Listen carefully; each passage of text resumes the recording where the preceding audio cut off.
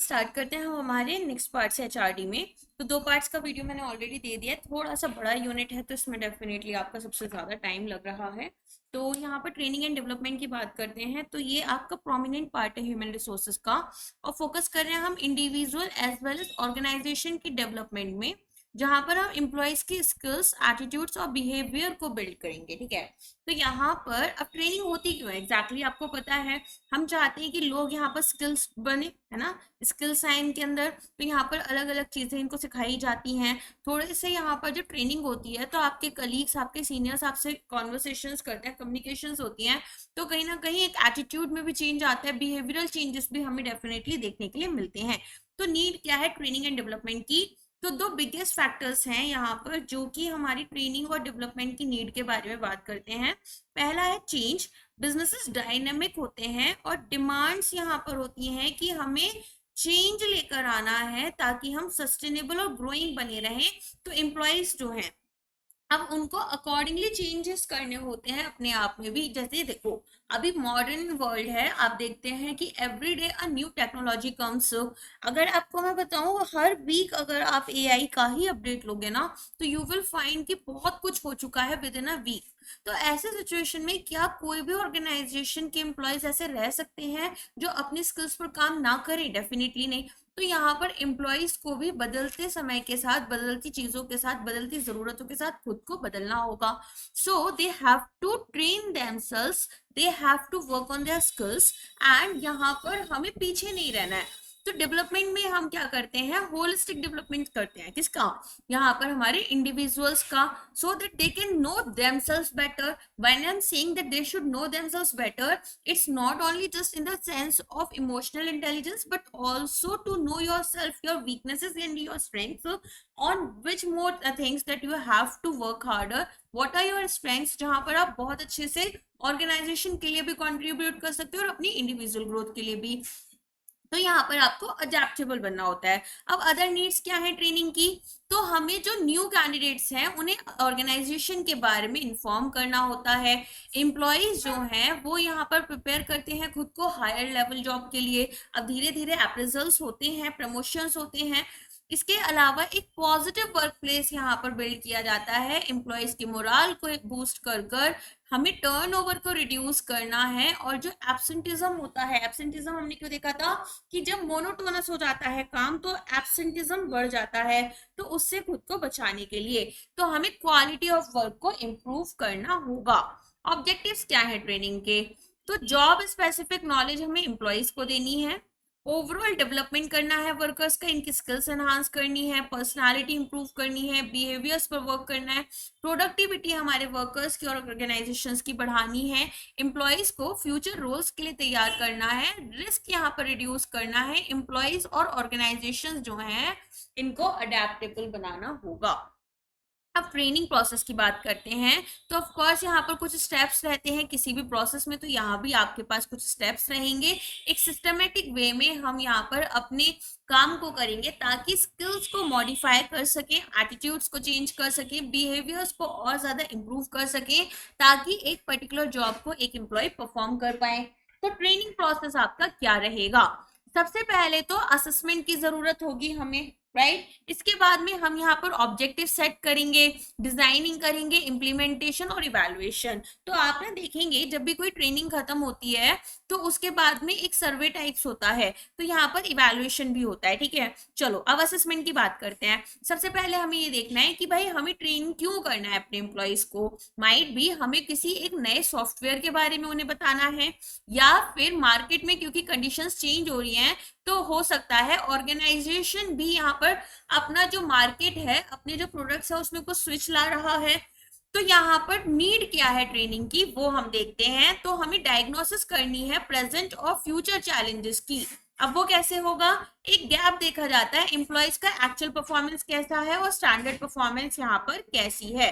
फिर इसके बाद में क्या होगा, अब नीड असेसमेंट जो है यहाँ पर इंडिविजुअल की एफिशिएंसी को बढ़ाना है। ठीक है, तो हमें इसको इसी तरह से डिजाइन करना होगा कि ना ही केवल उनकी एफिशिएंसी बढ़े जब वो काम कर रही हैं एडिक्वेटली, साथ में जो ग्रुप ट्रेनिंग है उसमें भी हम न्यू चेंजेस जो आ रहे हैं ठीक है। एम्प्लॉयज में क्योंकि ऑर्गेनाइजेशन की स्ट्रैटेजी चेंज हुई है, उसको भी इनकलकेट कोशिश करते हैं कि हो जाए। ठीक है, देखो होता क्या है, अब ग्रुप बिहेवियर अलग होता है, इंडिविजुअल बिहेवियर अलग होता है। Might be someone is very particular about performing and achieving the task for organization, but when we work with the group, तो वहां पर और लोगों के एटीट्यूड्स हमें यहाँ पर हो सकता है डिस्ट्रैक्ट कर दें।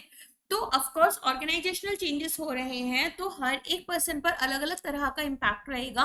एंड इसीलिए यहाँ पर इनको साथ में ट्रेन करने से क्या होता है, इनकी आपस में दोस्ती बढ़ेगी, कम्युनिकेशन बढ़ेगा, एंड इस वजह से हम यहाँ पर ऑर्गेनाइजेशन की जो स्ट्रैटेजी है उसमें होने वाले चेंजेस की वजह से जो चैलेंजेस फेस कर रहे हैं उन्हें आसानी से कर पाते हैं। Now next is driving instructional objectives. तो यहाँ पर पहले अब हमने आइडेंटिफाई करा कि क्या क्या नीड्स हैं, फिर ऑब्जेक्टिव्स देखे कि भाई यहाँ पर किस तरीके से ट्रेनिंग जो है वो कंडक्ट की जाएगी या फिर स्टैब्लिश की जाएगी। ऑब्जेक्टिव्स हमारे किस चीज के ऊपर बेस्ड है, कि जो गैप्स हमें ट्रेनिंग प्रोग्राम्स में देखने के लिए मिल रहे हैं और जो स्किल सेट्स डेवलप किए गए हैं एम्प्लॉयज के थ्रू। डिजाइनिंग ट्रेनिंग प्रोग्राम में हम क्या देखेंगे कि नेक्स्ट स्टेप ये है कि हमें ट्रेनिंग प्रोग्राम जो है उसे डिजाइन करना है ताकि हमारे जो ऑब्जेक्टिव्स हमने सेट किए हैं, ठीक है, तो हमें यहाँ पर अपने ऑब्जेक्टिव्स के अकॉर्डिंग अपनी चीजों को डिजाइन करना होगा। अब आप यहाँ पर डिसाइड करते हो कि आपको एक घर बनाना है और घर में 4 लोग रहेंगे और 4 लोग अलग अलग रूम्स में रहेंगे, तो अकॉर्डिंगली रूम्स डिजाइन किए जाएंगे। अगर 4 लोग यहाँ पर 2 ही रूम्स में रहेंगे बट यहाँ पर किसी को अपना ऑफिस भी सेट करना है, ठीक है, तो अकॉर्डिंगली घर को डिजाइन करोगे। सेम वे में ट्रेनिंग के लिए आप ये देखते हैं कि हम यहाँ पर ये क्या क्या जरूरतें हैं, फिर क्या ऑब्जेक्टिव्स हैं कि हम ये ट्रेनिंग को कंडक्ट कर रहे हैं। अकॉर्डिंगली उस ट्रेनिंग के लिए हम एक डिजाइन सेट करेंगे।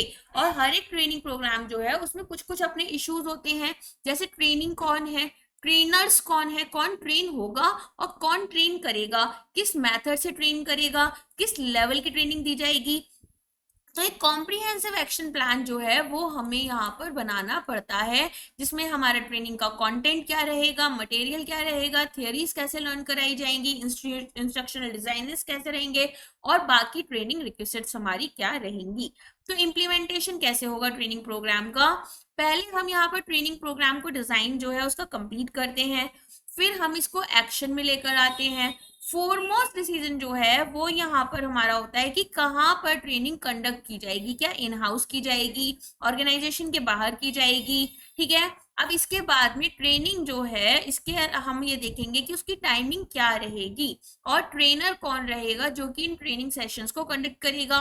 ऑल्सो यहाँ पर ट्रेनी जो है उन्हें हम कॉन्टिन्यूसली मॉनिटर करेंगे कि क्या वो इस ट्रेनिंग को इंटरेस्टिंग वे में कर भी रहे हैं या फिर यहाँ पर वो लोग सिर्फ एक प्रेजेंस लगाने आए हैं, है ना। तो ये इफेक्टिव होनी चाहिए, इसमें काफी पैसा भी लग रहा है ऑर्गेनाइजेशन का, और हमें एम्प्लॉयज के ट्रस्ट को भी, इंटरेस्ट को भी रिटेन करके रखना होगा।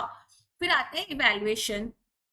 तो जब हमारी ट्रेनिंग हो गई तो इम्प्लॉयज को बोला जाता है कि भाई काम करो, अपने अपने फीडबैक्स दो ट्रेनिंग सेशन में, तो आपको क्या चीजें यूजफुल लगी, क्या यूजफुल नहीं लगी। अब फीडबैक के थ्रू यहाँ पर ऑर्गेनाइजेशन डिटरमिन करते हैं वीक स्पॉट्स अगर कोई भी हैं और उन्हें रेक्टिफाई करते हैं।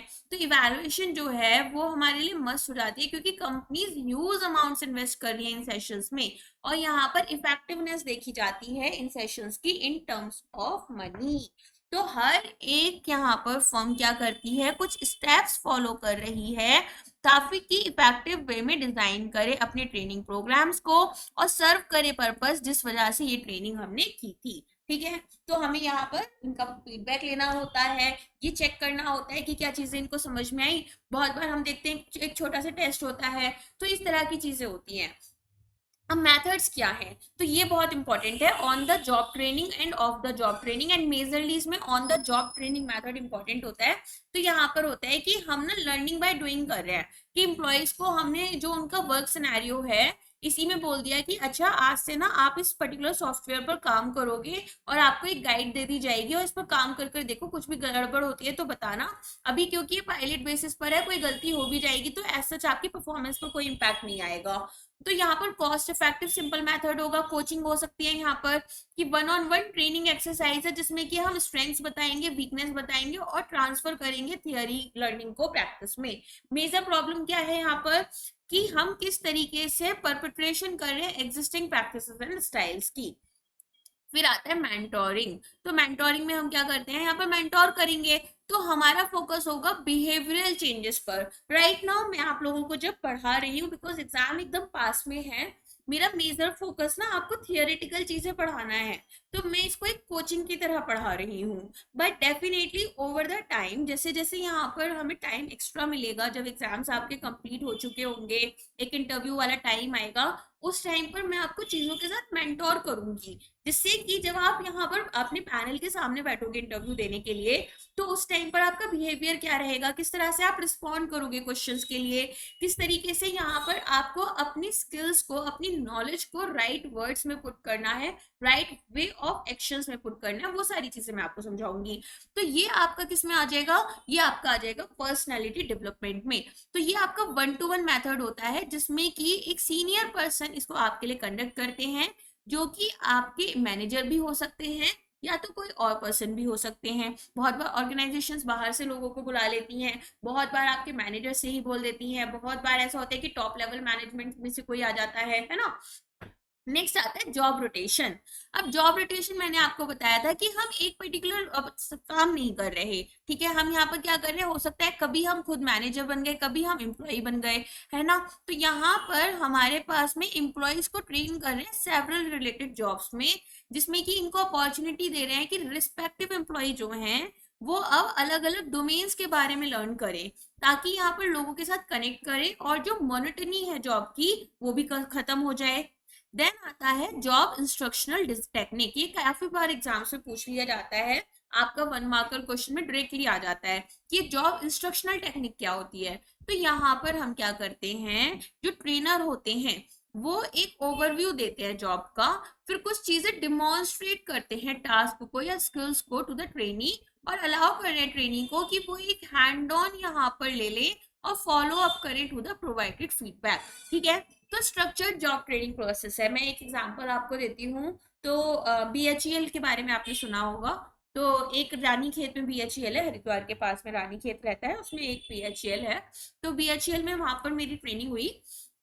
तो जब मेरी वहां पर ट्रेनिंग हुई तो वहां मेरे पास जो इंस्ट्रक्टर थे, उन्होंने क्या किया, उन्होंने ना पूरा का पूरा प्रोसेस जो था वो मुझे खुद कर कर दिखाया सामने से। ओके, फिर जब उन्होंने कर लिया, इसके बाद में सेम प्रोसेस मुझे करना था। अच्छा, अब वो प्रोसेस करने के बाद में उन्होंने ये नोटिस किया कि भाई मैंने कैसा काम किया है, अकॉर्डिंगली मुझे एक फीडबैक प्रोवाइड किया गया।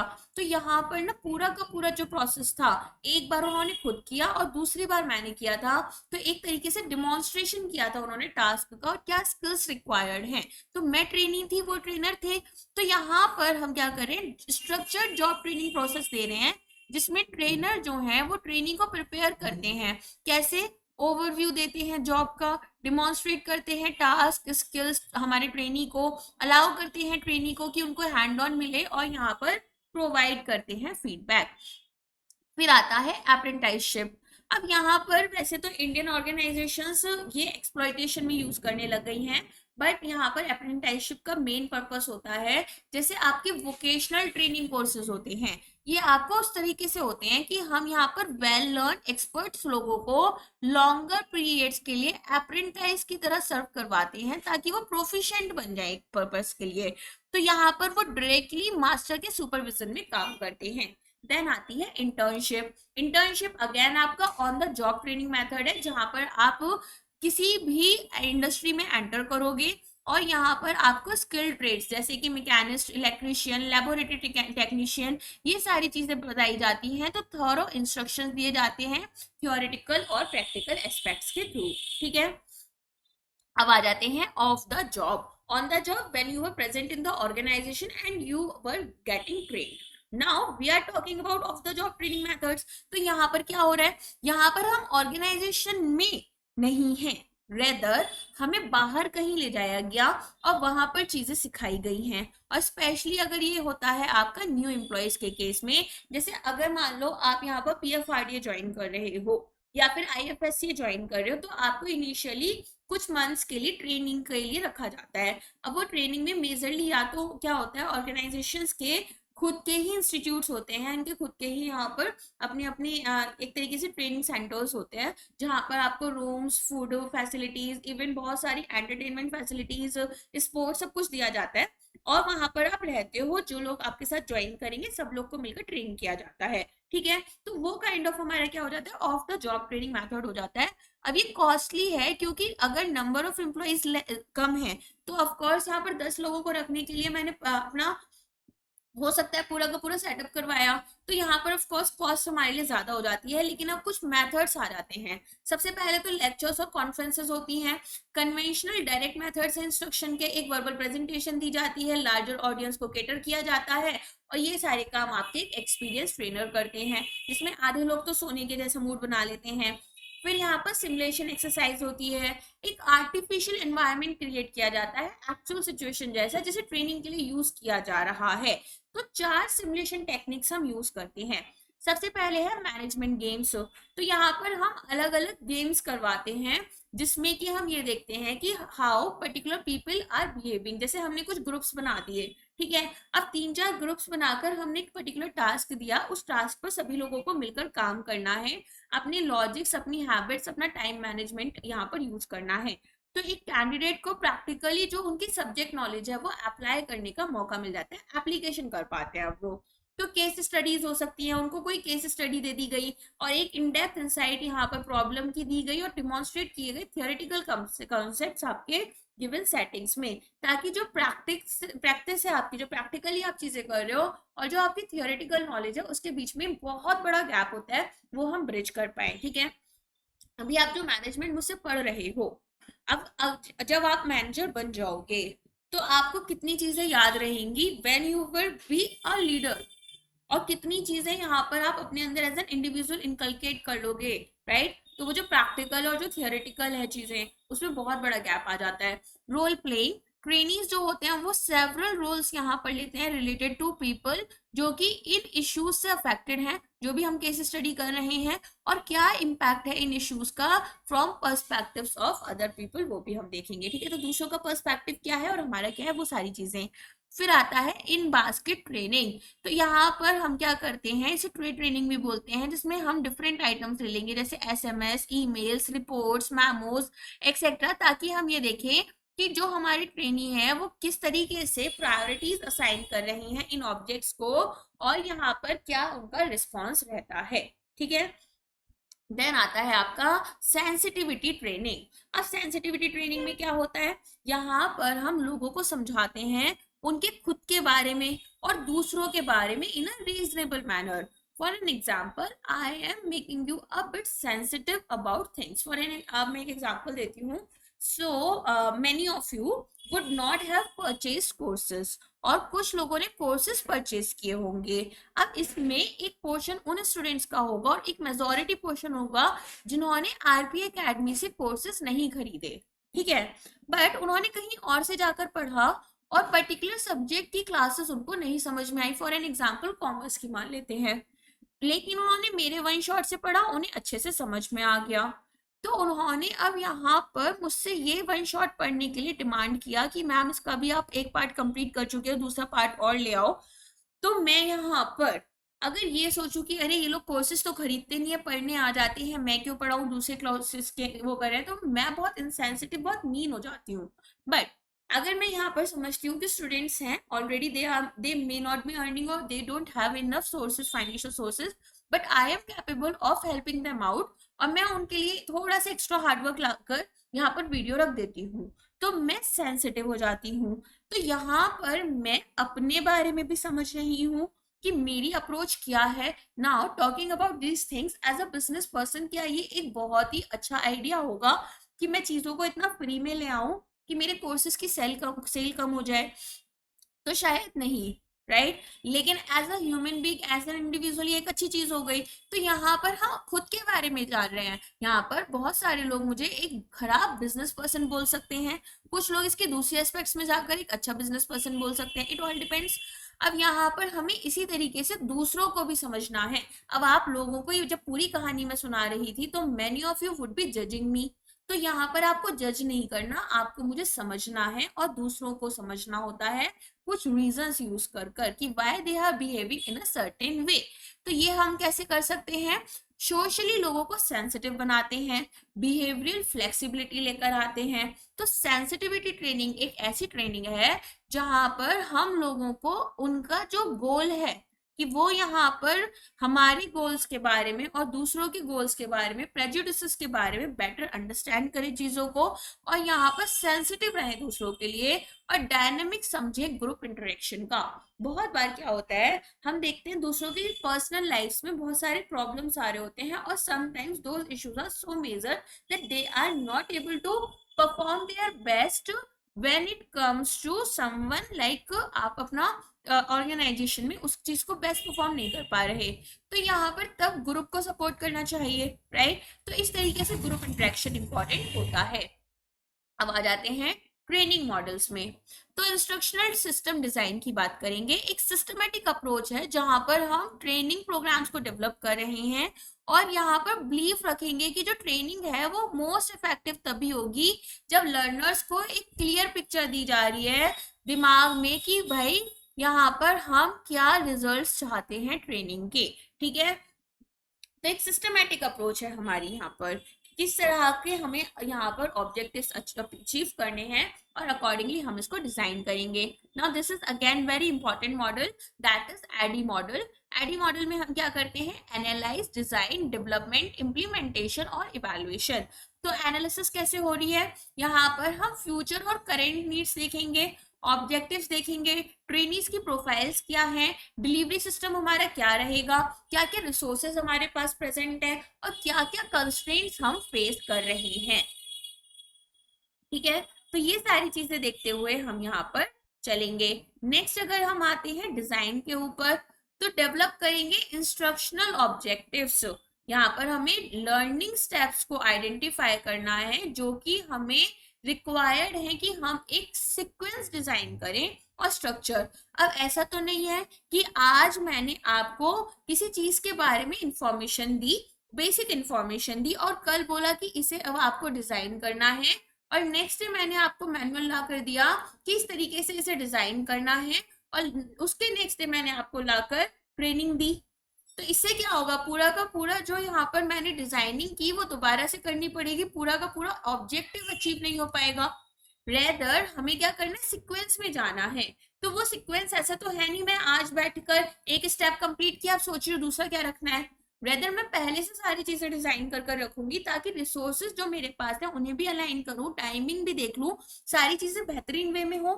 तो डेवलपमेंट यहाँ पर हम क्या करते हैं, सिलेक्शन और डेवलपमेंट होगा training material, training methods and documentation का, ठीक है। तो यहाँ पर क्या मटेरियल्स यूज होने हैं, फॉर एग्जांपल यहाँ पर कौन से सॉफ्टवेयर्स बेस्ट रहेंगे, किस तरीके से हम यहाँ पर चीजों को कंडक्ट करवाएंगे, तो वो सारी चीजें हैं। डॉक्यूमेंटेशन भी होती है। इम्प्लीमेंटेशन, तो जो प्रोग्राम है उसे किस तरह से डिलीवर किया जा रहा है और वो एग्जैक्टली कितना इफेक्टिव है वो भी हम इवेलुएट करेंगे। तो ऑनगोइंग प्रोसेस हमारा ये देखेंगे मटेरियल बेसिस पर किस तरह से इम्प्रूव किया जा रहा है, और इवेल्युएशन ड्यूरिंग और यहाँ पर इम्प्लीमेंटेशन के बाद में भी की जाती है, ठीक है। तो यहाँ पर हम दोनों तरीके से इसको कर रहे होंगे। नेक्स्ट आ जाते हैं रिजल्ट बेस्ड अप्रोच। तो यहाँ पर हम क्या करते हैं, जब कोई टेंजिबल रिजल्ट्स हमें चाहिए तब हम इसे लेकर चलेंगे। तो हमारे पास दो मेथड्स हैं। सबसे पहले है किर्कपाट्रिक मॉडल जिसमें कि हम मेजर करेंगे ट्रेनिंग आउटकम्स को, और फिर है फिलिप्स मॉडल जिसमें हम आरओआई देखेंगे ट्रेनिंग का। मतलब देखो, इसमें तो हम नंबर्स में मेजर करें, क्वांटिटी में, है ना। और यहाँ पर हम ये देखेंगे कि अब जब मैंने ट्रेनिंग करवा दी है तो एग्जैक्टली मुझे मॉनेटरी टर्म्स में क्या बेनिफिट्स हो रहे हैं। तो पहले आ जाते हैं फिलिप्स मॉडल में, जहां पर हम ट्रेनिंग जो है, ठीक है, उसके आउटकम्स को 5 लेवल पर मेजर करेंगे। तो पहला हमारा रिएक्शन, कि जिन लोगों ने यहाँ पर पार्टिसिपेट किया, how is their reaction, are they happy, are they like यार टाइम वेस्ट हो गया और थोड़ा चलो घूमने के लिए मिल गया, वैसे तो ट्रेनिंग बहुत बोरिंग थी, काइंड ऑफ एटीट्यूड है उनका। तो कैप्चर करेंगे पार्टिसिपेंट्स का रिएक्शन क्या है, कैसा सेटिस्फेक्शन है उनका ट्रेनिंग प्रोग्राम से, और किस तरीके से वो प्लान कर रहे हैं कि इस लर्निंग को जो उनको ट्रेनिंग में मिली है इसे यूटिलाइज करेंगे। फिर आता है लर्निंग यहाँ पर हम स्किल्स और नॉलेज देखेंगे कि कितना गेन करा है पार्टिसिपेंट्स ने इस प्रोसेस में और किस तरीके से वो उसको अप्लाई कर रहे हैं। ठीक है, पहला किस तरह से वो प्लान कर रहे हैं अप्लाई करने का, फिर क्या उन्होंने लर्न करा, फिर किस तरह वो अप्लाई कर रहे हैं, और बिजनेस पर इस पूरी ट्रेनिंग का कितना इम्पैक्ट आया इन टर्म्स ऑफ क्वालिटी, कितनी इंप्रूव हुई, आउटपुट कैसा आ रहा है, टाइम अब यहाँ पर कम या ज्यादा लग रहा है, और कॉस्ट कितनी इंकर हो रही है। फिर आता है रिटर्न ऑन इन्वेस्टमेंट, जहां पर हम ये देखेंगे कि जो कॉस्ट हमारी इंकर हुई इस पूरी ट्रेनिंग प्रोसेस में, उस पर हमें मॉनेटरी टर्म्स में कितना बेनिफिट मिला। ठीक है, चलो नेक्स्ट आ जाते हैं किर्क पैट्रिक मॉडल पर। तो किर्क पैट्रिक मॉडल में हम क्या देखते हैं, अलग अलग लेवल्स होती हैं। अच्छा, ये डायग्राम थोड़ा शॉर्ट है, इसको एक बार बड़ा वाला लगा देते हैं। तो यहाँ पर आप देखेंगे लेवल 4 रिजल्ट्स हैं आपके, जिसमें कि क्या बेनिफिट्स ऑर्गेनाइजेशन एक्सपीरियंस कर रही है as a result of training. Level 3 behaviour में हम देखेंगे कि क्या पार्टिसिपेंट्स जो हैं उन्होंने अप्लाई किया है, कि उन्होंने क्या चीजें लर्न की हैं। एंड यहाँ पर लेवल 2 में हम देखते हैं कि कितना पार्टिसिपेंट्स जो हैं उन्होंने लर्निंग ली है फ्रॉम द ट्रेनिंग और किस तरह से स्किल्स को इम्प्रूव किया है। और लेवल 1 में हम क्या देखते हैं, लेवल 1 में हम ये देखते हैं कि how did participants respond to the training. ठीक है, तो इस तरीके से हम यहाँ पर चीजों को सीखते समझते हुए चलते हैं। आ गया समझ में? तो चलो अब यहाँ पर आ जाते हैं। सबसे पहले अगर ये पूरा समझ में आ गया ना कि क्या क्या चीजें चेक की गई हैं, कि किस तरह का उनका रिएक्शन था, फिर उसके बाद में क्या चीजें उन्होंने लर्न की, किस तरह से अप्लाई की, अप्लाई करने के बाद में क्या बेनिफिट्स ऑर्गेनाइजेशन को मिल रहे हैं। राइट, चलो करियर डेवलपमेंट की बात कर लेते हैं।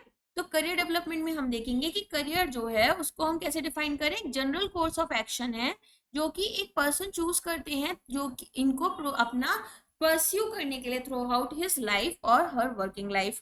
करियर प्लानिंग क्या है, एक इंडिविजुअल का लाइफ लॉन्ग प्रोसेस है जिसमें वो स्टैब्लिश करते हैं पर्सनल करियर ऑब्जेक्टिव्स को और एक्ट करते हैं इन अ मैनर कि जहां पर वो इंटेंड करें to bring them about. Career planning क्या है, एक ऑनगोइंग प्रोसेस है जिसमें कि एक इंडिविजुअल अपने करियर गोल्स को सेट करते हैं, फिर यहाँ पर देखते हैं कि क्या मीन्स से वो उन्हें अचीव कर सकते हैं, फिर यहाँ पर किस प्रोसेस को ये फॉलो करेंगे ताकि यहाँ पर ठीक है अपने इन गोल्स को वो अचीव कर पाए। बेसिकली जैसे आपने डिसाइड किया that you have to go for some assistant manager post in regulatory bodies और AIFIs, राइट। तो यहाँ पर आपने क्या किया, अब आपने डिसाइड किया कि ठीक है मेरे पास कितने मीन्स हैं। फर्स्ट ऑफ ऑल तो डेफिनेटली मेरे पास एक स्मार्टफोन या फिर लैपटॉप होना चाहिए। इसके बाद में मुझे ये ध्यान में रखना है कि मेरे पास कितने पैसे हैं। अब कुछ लोगों का फाइनेंशियल सिचुएशन काफी अच्छा होगा, स्ट्रेंथेंड होगा, कुछ का नहीं होगा, कुछ का अच्छा होने के बावजूद उनके पेरेंट्स उतना सपोर्ट नहीं कर रहे होंगे, माइट भी अलग अलग रीजन से। तो अब कुछ लोग यहाँ पर YT को ही सिंगल सोर्स यूज कर कर यहाँ पर जाएंगे, कुछ लोग YT plus mock test use कर लेंगे, कुछ लोग पूरा पेड कोर्स खरीदेंगे, कुछ लोग यहाँ पर पेड कोर्स भी खरीदेंगे, YT भी पढ़ेंगे, अलग अलग उनके करियर प्लान गोल रहेंगे। ठीक है, तो यहाँ पर अब ये पूरा का पूरा इन्होंने प्लान बनाया, अपने गोल्स को अचीव करा। तो यहाँ पर एक प्रोसेस है कि आप समझते हो आप कौन हो, आप कहाँ जाना चाहते हो और किस टाइम तक। ठीक है, यहाँ पर एक definite point of time, defined point of time तक आप कहाँ होना चाहते हो। फॉर एन एग्जाम्पल, आज से 3 साल बाद आप खुद को कहाँ देखते हो, 5 साल बाद आप खुद को क्या देखते हो, what are your short term goals, what are your long term goals. तो करियर प्लानिंग प्रोसेस में भी हम करियर डेवलपमेंट स्टेजेस देखते हैं और करियर डेवलपमेंट मॉडल्स जो हैं वो यूज करते हैं।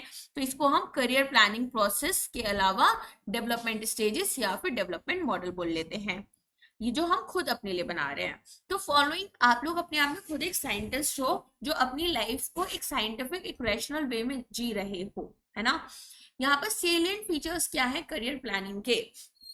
एक प्रोसेस, करियर प्लानिंग क्या है, एक प्रोसेस है जहां पर ह्यूमन रिसोर्सेज जो हैं ठीक है उन्हें हम डेवलप कर रहे हैं rather than an event. All of you who will be the joining the organisations और going for work in any organisation, उस ऑर्गेनाइजेशन में आप एक ह्यूमन रिसोर्स होते हो।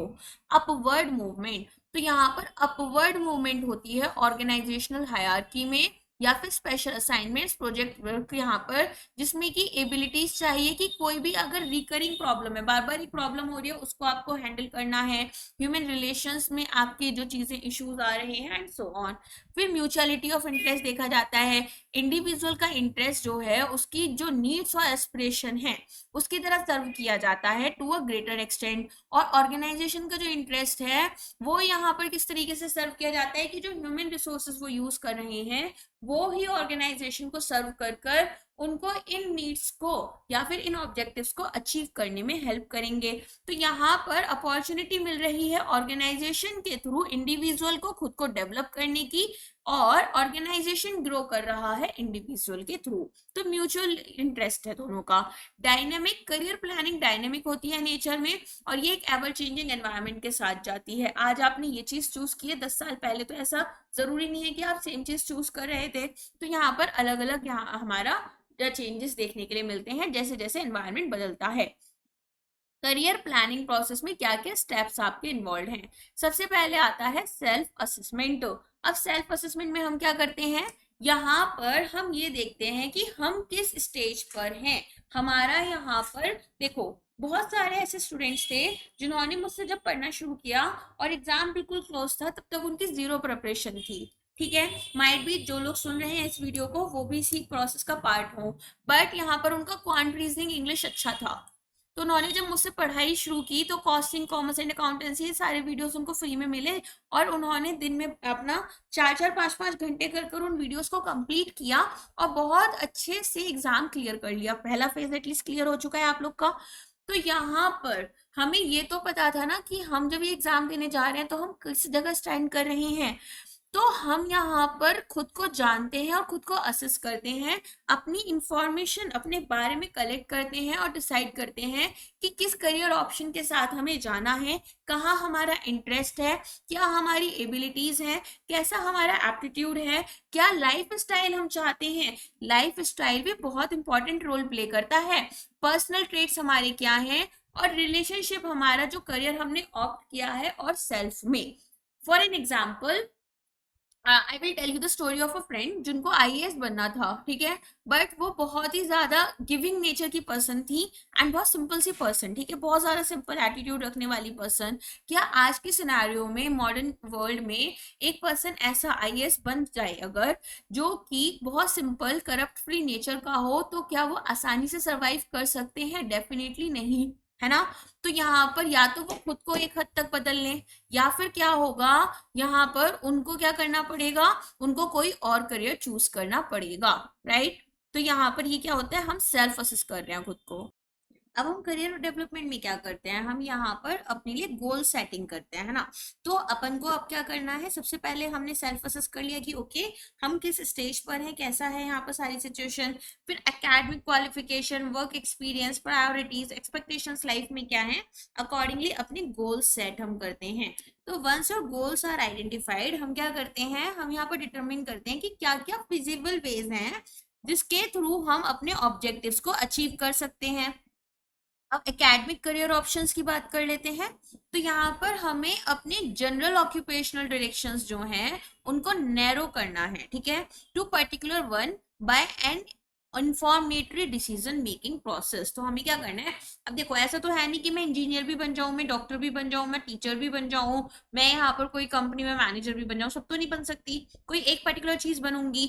तो अब मुझे यहाँ पर अपनी एक ऑक्यूपेशनल डायरेक्शन जो है उसको नैरो डाउन करना है, जनरलाइज बेसिकली एक उठानी है। अब वो भी कैसी होगी, वो एक इन्फॉर्म डिसीजन होगा, ऐसा नहीं कि रैंडमली मेरा जो मन किया उठा लिया फिर किसी और चीज पर मैं शिफ्ट कर गई।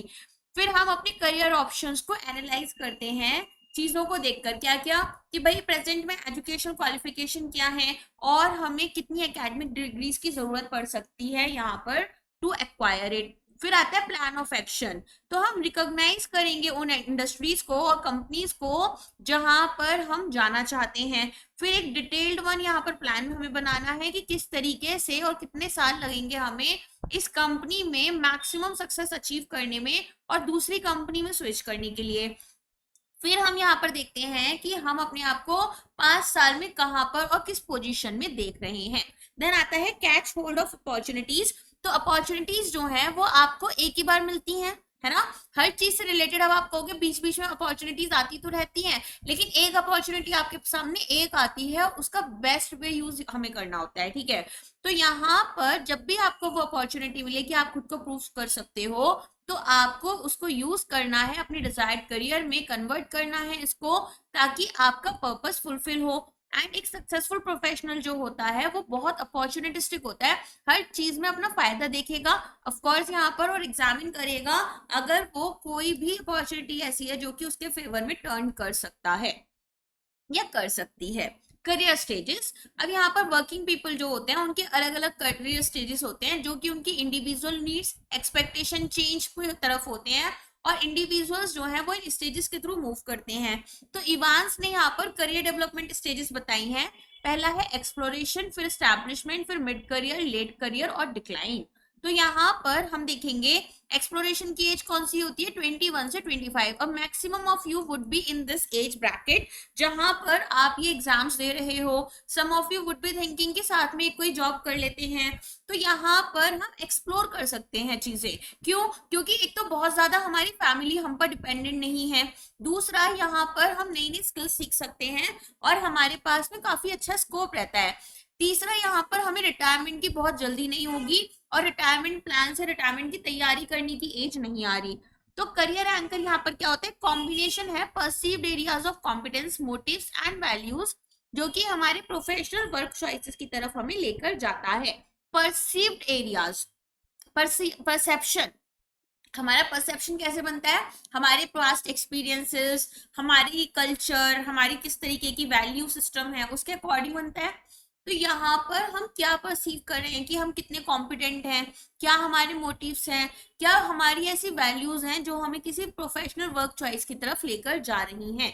तो करियर एंकर्स जैसे कि डॉक्टर के बच्चे होते हैं, ठीक है, अब अपने पेरेंट्स से वो मेडिकल टर्म्स दिन रात सुन रहे हैं, उनके लिए ये चीजें समझना आसान हो जाता है। तो हम देखते हैं कि बहुत सारे डॉक्टर्स के बच्चे डॉक्टर ही बनते हैं, राइट।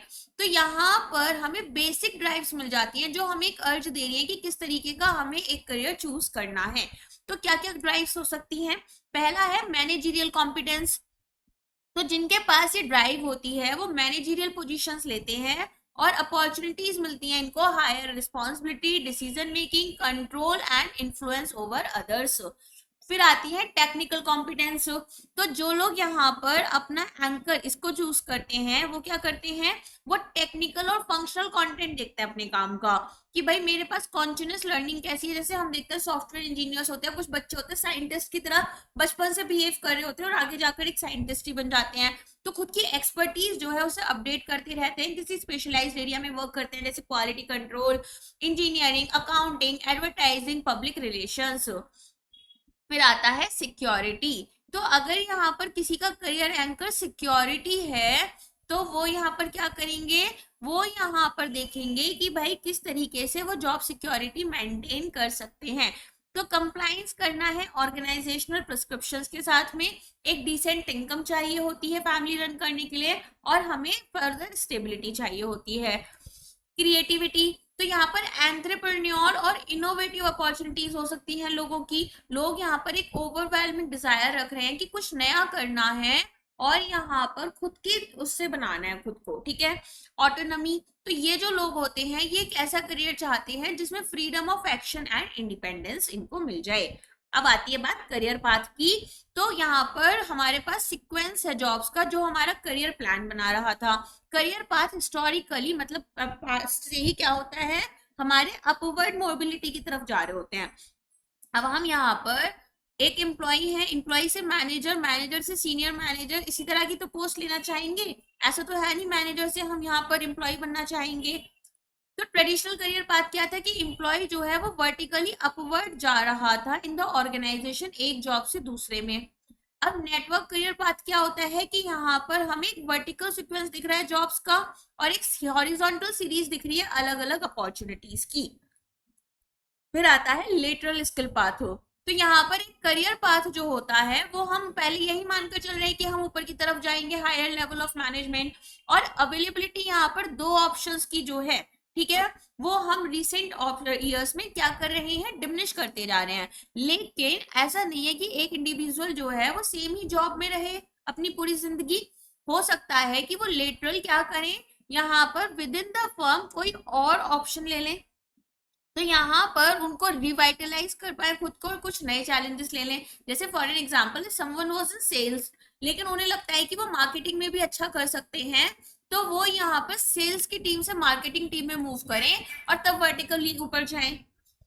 डुअल करियर पाथ, तो एक करियर पाथ जहां पर हम टेक्निकल स्पेशलिस्ट जो हैं वो क्या कर रहे हैं, उनको बोल रहे हैं कि वो अपनी एक्सपर्टीज कंपनी में दे, बिना यहाँ पर मैनेजर्स बने।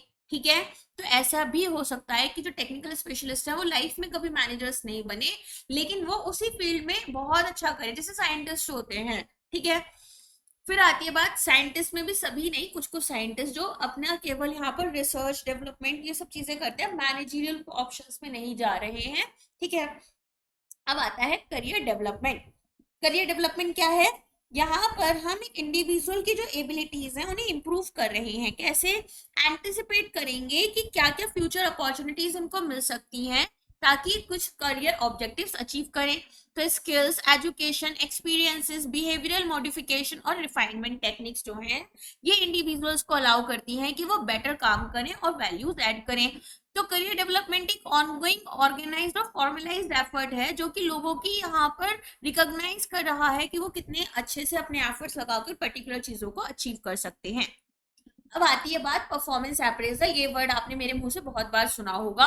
इसमें होता क्या है, इसमें ना आपकी परफॉर्मेंस इवैल्यूएट की जाती है, तो यहाँ पर देखा जाता है आपने क्या क्या नए नए इनोवेशंस किए, ठीक है, क्या इनिशिएटिव्स आपने स्टार्ट किए, क्या इस तरीके से अगर कोई चैलेंज आया तो आपने कोई स्टेप्स लिए, किस तरीके से आपने ऑर्गेनाइजेशन में अपनी स्किल्स को एनहांस करते हुए ऑर्गेनाइजेशनल गोल्स को अचीव करने की कोशिश की। तो यहाँ पर परफॉर्मेंस रिव्यू होता है, करियर डेवलपमेंट किया जाता है, जैसा भी आपका परफॉर्मेंस रहा उसके हिसाब से आपका करियर डिस्कशन होता है, और एम्प्लॉय का अप्रेजल होता है, उनका यहाँ पर बोनस भी मिलता है, बहुत बार उनके पैकेजेस बढ़ जाते हैं, प्रमोशन मिल जाता है, बहुत बार सेम पोस्ट पर ही सैलरी बढ़ जाती है, और बहुत बार बहुत अच्छी सैलरी नहीं बढ़ रही होती है। तो यहाँ पर ये आपके परफॉर्मेंस मैनेजमेंट सिस्टम से डिफरेंट है। हम असेस कर रहे हैं एम्प्लॉय की परफॉर्मेंस ताकि उनकी एबिलिटीज को समझें, उनकी परफॉर्मेंस को देखें और क्या उनका इंटरेस्ट है ये समझेंगे। तो एक सेट स्टैंडर्ड्स होते हैं जो कि हमारे एम्प्लॉयज को पहले से पता होते हैं, अकॉर्डिंगली हम जाते हैं। तो यहाँ पर ना केपीआईज होते हैं कंपनीज में, की परफॉर्मेंस इंडिकेटर्स, यही हमारे ये बेंचमार्क्स की तरह काम करते हैं जिसके थ्रू परफॉर्मेंस अप्रेजल हमारा होता है। तो फीचर्स क्या है, सिस्टमैटिक और पीरियोडिक प्रोसेस है, जैसे साल में एक बार होता है कुछ कंपनीज में, कुछ कंपनीज में 2 साल में एक, सॉरी 2 बार होता है एक साल में। फिर यहाँ पर एम्प्लॉय की परफॉर्मेंस को असेस किया जाता है और हम यहाँ पर फर्दर प्लान ले करते हैं कि किस तरह से इम्प्रूव कर सकते हैं। एक डिस्क्रिप्शन दिया जाता है कि भाई एम्प्लॉय की क्या स्ट्रेंथ्स है, क्या वीकनेस है, और ये फॉर्मल भी हो सकता है और इनफॉर्मल भी हो सकता है। परफॉर्मेंस अप्रेजल जो है वो आपका परफॉर्मेंस मैनेजमेंट सिस्टम का एक पार्ट है। ठीक है, गोल्स एंड ऑब्जेक्टिव्स की बात कर लेते हैं। तो यहाँ पर हम सैलरी स्ट्रक्चरिंग करते हैं, सैलरी डिटरमिन करते हैं कि भाई किस तरह की सैलरी हमें अब बढ़ानी है, कितनी करनी है। फिर देखते हैं कि क्या राइट फिट जॉब्स हैं हमारे एम्प्लॉयज के लिए, असेस करते हैं, मेंटेन करते हैं पोटेंशियल यहाँ पर पर्सन की ग्रोथ के लिए, डेवलपमेंट के लिए, फीडबैक देते हैं एम्प्लॉयज को उनकी परफॉर्मेंस और कॉन्ट्रीब्यूशन से रिलेटेड। इसके अलावा यहाँ पर ट्रेनिंग प्रोग्राम्स को रिव्यू किया जाता है, ट्रेनिंग सजेस्ट की जाती है एम्प्लॉयज को, वर्किंग हैबिट्स उनकी चेंज की जाती है, इन्फ्लुएंस की जाती है, एक तरीके से चेंज नहीं बोलेंगे, फैसिलिटेट करेंगे प्रमोशन डिसीजंस। देखो इस तरह के जो वर्ड्स है ये भी इंपॉर्टेंट होते हैं, इसलिए इसको रीड करते रहना। क्यों, अब जैसे मैंने चेंजिंग बोला, हम चेंज नहीं करने का बोल सकते हैं, ठीक है, वो नेगेटिव टर्म चला जाएगा, इन्फ्लुएंस बोलेंगे। वैलिडेट करना हायरिंग डिसीजंस और man power planning. Overall performance appraisal जो है वो बेटर और ऑब्जेक्टिव कम्युनिकेशन फ्लो लेकर आ रहा है। ऑब्जेक्टिव क्यों, यहाँ पर हम बात कर रहे हैं फैक्ट्स को ध्यान में रखकर, ठीक है, इमोशंस को लेकर नहीं आ रहे हैं बीच में। और जो सुपरवाइजर्स है वो एक इफेक्टिव फीडबैक मैकेनिज्म यूज करते हैं और परफॉर्मेंस किस तरह एनहांस हो सकती है वो बताते हैं। तो परफॉर्मेंस मैनेजमेंट और परफॉर्मेंस अप्रेजल जो है कई बार हम सिनोनिमसली भी यूज कर लेते हैं, बट वो डेफिनेटली अलग है। परफॉर्मेंस मैनेजमेंट क्या है, कॉम्प्रिहेंसिव कॉन्टिन्यूस फ्लेक्सिबल अप्रोच है। परफॉर्मेंस अप्रेजल क्या हो रहा था, पीरियोडिक थी, और परफॉर्मेंस मैनेजमेंट कैसी है, ये आपकी कॉन्टिन्यूस चल रही है, फ्लेक्सिबल है। और यहाँ पर हम किस तरह से ऑर्गेनाइजेशंस, टीम्स और इंडिविजुअल्स को मैनेज करेंगे उसको लेकर चलती है, ताकि maximum amount of dialogues, discussions हो अपना जो भी पार्टीज कंसर्न है उनके बीच में। तो परफॉर्मेंस अप्रेजल एक ज्यादा लिमिटेड अप्रोच है, जहां पर मैनेजर्स जो है वो टॉप डाउन असेसमेंट्स करते हैं, परफॉर्मेंस को रेट करते हैं, अपने सबऑर्डिनेट्स की एनुअल परफॉर्मेंस अप्रेजल मीटिंग देखते हुए चलते हैं। तो परफॉर्मेंस अप्रेजल प्रोसेस पर आ जाते हैं। इस्टेब्लिश करेंगे परफॉर्मेंस स्टैंडर्ड्स। तो पहला स्टेप क्या है कि यहाँ पर सेटअप करो स्टैंडर्ड्स जो कि हमारे बेस की तरह काम करेंगे कि कैसे एक्चुअल परफॉर्मेंस को हमें अपने एम्प्लॉयज की यहाँ पर कंपेयर करना है। एक क्राइटेरिया सेट करेंगे जिसमें परफॉर्मेंस एम्प्लॉयज की जज की जाती है कि क्या वो सक्सेसफुल रहे या फिर नहीं रहे। फिर यहाँ पर हमारे पास जो स्टैंडर्ड्स हैं उन्हें सेट किया जाता है, और रिस्पॉन्सिबिलिटी है मैनेजमेंट की कि वो सभी एम्प्लॉयज को बताएंगे कि क्या स्टैंडर्ड्स यहाँ पर सेट किए गए हैं और किस तरह के स्टैंडर्ड्स यहाँ पर उनसे अचीव करना यहाँ पर एम्प्लॉयज से एक्सपेक्टेड है।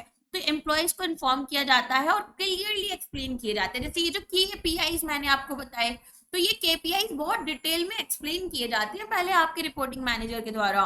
तो मेजर करेंगे एक्चुअल परफॉर्मेंस को, तो यहाँ पर परफॉर्मेंस अप्रेजल में हमें एक्चुअल परफॉर्मेंस देखनी है। तो इसीलिए ना यहाँ पर क्या होता है, एक तो वो खुद से यहाँ पर खुद को अप्रेजल प्रोवाइड करते हैं, इवैल्यूएशन प्रोवाइड करते हैं, सेल्फ इवैल्यूएशन, एक मैनेजर भी इवैल्यूएशन प्रोवाइड करता है, और देखा जाता है कि दोनों में क्या डिफरेंस है, खुद को भी रेट किया जाता है और मैनेजर्स भी रेट करते हैं हमें।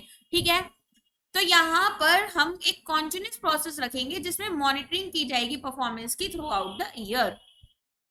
Comparing actual performance with desired performance, तो यहाँ पर डिजायर्ड या फिर स्टैंडर्ड परफॉर्मेंस को हम कंपेयर करते हैं। डिविएशन देखते हैं कि जो हमारे एम्प्लॉयज हैं उनके स्टैंडर्ड सेट में से क्या डिविएशन आए हैं, और एक्चुअल परफॉर्मेंस यहाँ पर देखी जाती है कि हमारी क्या रही है। ठीक है, और रिजल्ट्स जो हैं वही हमारे ज्यादा बात बताते हैं कि भाई हमारी एक्चुअल कैसी परफॉर्मेंस रही। जो सेट की वो तो अलग बात है ना, वो तो हमने सोचा था, हो सकता है उससे अच्छा परफॉर्म किया हो सकता है उससे खराब परफॉर्म किया हो सकता है वैसा ही परफॉर्म किया हो। तो यहाँ पर डिविएशंस देखे जाते हैं और फीडबैक प्रोवाइड किया जाता है एम्प्लॉयज को अकॉर्डिंगली। तो टेक्निक्स एंड टाइप्स क्या क्या है आपके परफॉर्मेंस अप्रेजल प्रोसेस के, इसे देख लेते हैं। अगेन ये डायग्राम थोड़ा सा छोटा है, अब इसको ना ऐसे ही समझते हुए चलना। तो सबसे पहले यहाँ पर हम स्टैब्लिश करेंगे performance standards. For an example हम क्या चाहते हैं कि भाई पर्टिकुलर डे में कितना काम हो, वीकली क्या हो, यहाँ पर मंथली क्या हमें ऑब्जेक्टिव्स अचीव करने हैं। फिर परफॉर्मेंस स्टैंडर्ड्स हमारे जो मैनेजर्स हैं वो यहाँ पर अपनी टीम को बताते हैं। फिर इसके बाद में अब स्टैंडर्ड्स थे हमारे, इन्हें हमें एक्चुअली कंपेयर करना है कि भाई हमने क्या स्टैंडर्ड सेट किए और एक्चुअल में क्या किया हुआ। ठीक है, तो अब इसके लिए हम दो मेथड्स यूज कर सकते हैं, या तो ट्रेडिशनल या तो मॉडर्न मेथड्स। तो ट्रेडिशनल में आपके ranking, paired compensation, grading, forced distribution, forced choice, critical incidents, graphic scale, essay, field review, confidential report आती है। और मॉडर्न में आपका MBO, behaviourally anchored rating services, assessment centres, 360 degree appraisal और कॉस्ट अकाउंटिंग मेथड्स आते हैं। ये हम दोनों ही तरह के मेथड्स अभी आगे चलते हुए पढ़ेंगे। फिर यहाँ पर हम कंपेयर करेंगे एक्चुअल परफॉर्मेंस हमारे स्टैंडर्ड परफॉर्मेंस के साथ में। ठीक है, अब इतना करने के बाद हम आगे क्या करते हैं, यहाँ पर गैप्स देखेंगे कि भाई क्या गैप्स रहे। अगर मान लो एक्चुअल परफॉर्मेंस अच्छी नहीं थी हमारी, जो स्टैंडर्ड था, तो ऐसे में क्या डिविएशंस आए, और यहाँ पर फिर हम बेस्ट जो भी हमारे लोग थे उनकी परफॉर्मेंस के लिए रिवॉर्ड करेंगे। और अगर खराब परफॉर्मेंस सही है तो फिर क्या करेक्टिव एक्शंस लिए जा सकते हैं वो देखेंगे। आगे समझ में, अब आ जाओ मेथड्स क्या है परफॉर्मेंस अप्रेजल के। तो ये सभी मेथड्स जैसा भी हमने रीड किया था वही है, तो आगे पढ़ते हुए चलेंगे। तो चलो स्टार्ट करते हैं। सबसे पहले आता है traditional method of performance appraisal. ये है आपका रैंकिंग मेथड, सिंपलेस्ट यहाँ पर परफॉर्मेंस अप्रेजल मेथड है, जहां पर हम एम्प्लॉयज को क्या करते हैं, रैंक कर रहे होते हैं। तो यहाँ पर 5 इनकी रैंकिंग है तो अच्छा परफॉर्म कर रहे हैं, और 1 रैंकिंग है तो खराब है। तो ये काफी हमारे लार्ज नंबर ऑफ एम्प्लॉयज के लिए डिफिकल्ट हो जाता है। ठीक है, यहाँ पर कोई भी कंपैरिजन नहीं हो रहा है कि क्या अच्छा क्या बुरा है, और मेथड काफी सब्जेक्टिव है। फिर आता है पेयर्ड कंपैरिजन। तो यहाँ पर हम स्ट्रेट रैंकिंग मेथड लेकर चल रहे हैं, जहां पर मेथड जो है कंपेयर करेगा हर एक एम्प्लॉय को जो दूसरे लोग हैं ग्रुप में। ठीक है। तो हर एक एम्प्लॉय को कंपेयर किया जा रहा है on the basis of single trait. Total number of comparison यहाँ पर किस तरह से हो रही है, n into n minus one upon two. ठीक है। तो टोटल नंबर ऑफ एम्प्लॉयज आपके कितने हैं जिनको हम इवेलुएट कर रहे हैं, नंबर ऑफ टाइम्स एक वर्कर ने यहाँ पर बेटर रेट ली है देन द रिस्पेक्टिव स्कोर्स, ये देखा जाता है। यहाँ पर हमारी प्रॉब्लम क्या है कि काफी टीडियस सा है। अब यहाँ पर आपको बहुत दिक्कत आ जाएगी अगर नंबर ऑफ एम्प्लॉयज बढ़ रहे हैं। फिर यहाँ पर इसके बाद में आता है ग्रेडिंग मेथड। तो हम क्या कर रहे हैं, हम यहाँ पर अलग अलग कैटेगरीज के अकॉर्डिंग अपने एम्प्लॉयज को डिवाइड कर देते हैं और ग्रेडिंग करते हैं इनकी। तो एक्सीलेंट, वेरी गुड, गुड, तो तीन कैटेगरीज यहाँ पर हम रख सकते हैं। फोर्स डिस्ट्रीब्यूशन मेथड, तो जोसेफ टिफिन ने ये मेथड दिया था। तो इन्होंने बोला कि एलिमिनेट कर देते हैं या मिनिमाइज कर देते हैं जो रेटिंग में बायस आ सकती है। कौन दे सकता है, जो हमारे मैनेजर हैं। तो यहाँ पर अब हम क्या करेंगे, यहाँ पर हम लोग हो सकते हैं इनको एक्सट्रीमेंट्स में रख दिया जाए। तो ये चीज हमें खत्म करनी है और इसे खत्म करने के लिए हम क्या करते हैं, रेटर को एम्प्लॉय के, ठीक है, अलग अलग एक स्केल प्रोवाइड करेंगे और अलग अलग पॉइंट्स पे इनको डिवाइड कर देंगे। तो परफॉर्मेंस यहाँ पर नॉर्मल डिस्ट्रीब्यूशन के अकॉर्डिंग जाएगी। बेसिकली होगा क्या, अब यहाँ पर हमने अलग अलग फैक्टर्स रखे कि भाई इस फैक्टर पर इस पर्टिकुलर पर्सन ने कैसा काम किया, यहाँ कैसा किया, यहाँ कैसा किया, यहाँ कैसा किया। तो वो जो रेटर्स बायस थी वो कहीं ना कहीं कम हो जाएगी, खत्म तो एक्चुअली नहीं हो रही है। कोई सिंगल ग्रेड यहाँ पर जो है वो हमारी रेटिंग्स को बढ़ा सकता है, तो एरर्स हमारी आ सकती हैं। ठीक है। फिर आता है आपका फोर्स्ड चॉइस मेथड, जिसको जेपी गुइफोर्ड ने यहाँ पर लेकर आए थे। तो इन्होंने बोला कि एक सीरीज ऑफ स्टेटमेंट्स दे देंगे दो या उससे ज्यादा ब्लॉक्स में, और रेटर जो है वो एक फोर्स चॉइस रखेंगे, या तो हाँ या तो ना। ठीक है, ऐसा नहीं है कि कैन बी और समथिंग। तो यहाँ पर अब इन स्टेटमेंट्स में how closely a statement relates to the individual, ये हम देखेंगे कि जिनको रेट किया जा रहा है ये कितनी स्टेटमेंट उनके क्लोज आ रही है। जैसे कि क्या ये टाइम पर ऑफिस आते हैं, यस और नो, है ना। तो आते हैं या तो नहीं आते, आप ये नहीं कह सकते हो कभी आते हैं कभी नहीं आते। और फाइनल स्कोर यहाँ पर आपको जो भी रिस्पॉन्स दिया है रेटर ने उसके हिसाब से होगा। फिर आता है चेकलिस्ट मेथड। तो यहाँ पर एम्प्लॉयज के बिहेवियर को हम अलग अलग चेकलिस्ट में डाल देंगे। फॉर एन एग्जाम्पल डिसिप्लिन के ऊपर डाल दिया हमने, इनोवेशन के ऊपर डाल दिया, क्रिएटिविटी के ऊपर डाल दिया। ठीक है, तो इस तरीके से यहाँ पर हो सकता है कि टीम बिहेवियर हम देख रहे हैं। तो ये सारी चेकलिस्ट हमारी हो जाती है जिसमें स्टेटमेंट्स दी जा रही हैं कि किस तरीके से रेटर जो है उस जॉब परफॉर्मेंस को डिस्क्राइब कर सकते हैं। तो यहाँ पर यस और नो ही दिया जा रहा है और रेटर सिलेक्ट करेंगे कि अप्रोप्रिएट रिस्पॉन्स क्या रहे। और HR department total score calculate करते हैं जो भी वेटेज हमने दिया है। ठीक है, हो सकता है हमने किसी पर्टिकुलर चीज को ज्यादा वेटेज और किसी को कम वेटेज दिया है। तो क्वेश्चन जब हम प्रिपेयर करते हैं तो कंसिस्टेंसी ध्यान में रखनी चाहिए कि सेम क्वेश्चंस जो है वो डिफरेंट फॉर्म्स में होने चाहिए, और रेट जो है वो यहाँ पर हमारा जो क्वेश्चंस दिए गए हैं अकॉर्डिंगली इवैल्यूएट होगा। फिर आता है क्रिटिकल इंसिडेंट मेथड, जिसको हमारा फ्लैनगेन एंड बर्न्स ने दिया था। तो यहाँ पर हमारे मैनेजर क्या करेंगे, एक लिस्ट बना लेंगे अलग अलग स्टेटमेंट्स की कि किस तरीके से हमारे जो एम्प्लॉय हैं इनका बिहेवियर इफेक्टिव रहा या इनइफेक्टिव रहा। और मैनेजर जो है वो क्या करते हैं, हर एक एम्प्लॉय का यहाँ पर इस डेटा के अकॉर्डिंग इन चीजों को डिवाइड कर लेते हैं। तो पीरियोडिकली यहाँ पर ये क्रिटिकल इंसिडेंट्स को रिकॉर्ड करेंगे और फिर देखेंगे कि पर्टिकुलर हमारे जो एम्प्लॉय हैं इनका बिहेवियर इन पर्टिकुलर इंसिडेंट्स में कैसा था। तो at the end off the rating period ये जो रिकॉर्डेड क्रिटिकल इंसिडेंट्स हैं उनको हम इवैल्यूएशन में यूज करते हैं। फॉर एन एग्जांपल, मान लो कोई सडन ऑर्डर आ गया जो हमें बहुत ही शॉर्ट टर्म में कंप्लीट करना है, तो कुछ लोग यहाँ पर पॉजिटिवली रिएक्ट कर कर हार्डवर्क कर कर उस ऑर्डर को कंप्लीट करेंगे, कुछ लोग केवल क्रिटिसिज्म में लगे रहेंगे।